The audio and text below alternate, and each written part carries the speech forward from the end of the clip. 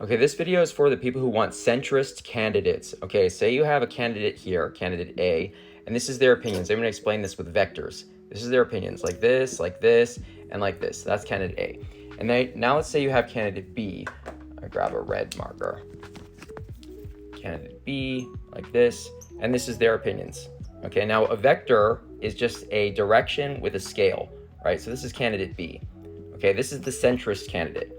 So if anybody whose life is not great, they're not rich, they're just an ordinary person, they want decisions that are made that make their life better, and they have a choice between candidate A and candidate B, they're going to choose candidate A because candidate A represents change, right? Change.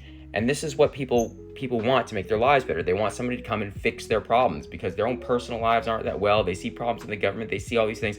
And so this person who just has these opinions that are just the same opinions, just less strong, they would rather choose candidate A, who embodies those opinions more, has a stronger version of those opinions. They're actually technically a better leader because they embody those same opinions better. So they're just going to choose candidate A.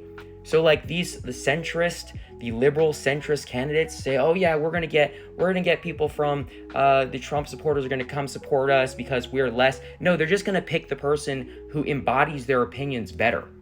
Now, if you want to win elections, you have to do what Zoran Mamdani did, and you have to actually have different opinions, right? Because if you have different, you can even have some of the same, but you need to have different opinions because this represents a change. This represents I'm going to solve your problems, and it represents that I'm a strong leader because I have strong opinions. Now people have an actual choice. You don't have the person who's saying, well, I'm undecided, so I'm just going to go with the person who better represents those ideas. They're going to say, well, I'm undecided, and I actually have an alternative option now, whereas before they had no alternative option. So ironically, this candidate B can now actually take voters from candidate A, whereas before the weak candidate would never take voters from candidate A, okay?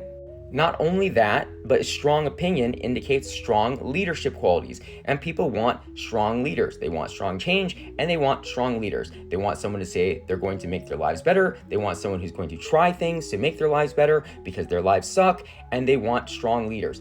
A wishy-washy, this red halfway candidate, you can't even be sure what they actually want because they don't have any strong opinions, because we all know everybody does have strong opinions. So if they're not willing to tell you what their actual strong opinions are, can you even trust them? That's why this is a message to all of the liberal centrist people who think that they can't have progressive candidates. You need to have this is the only way. You need to have an identity, because without an identity,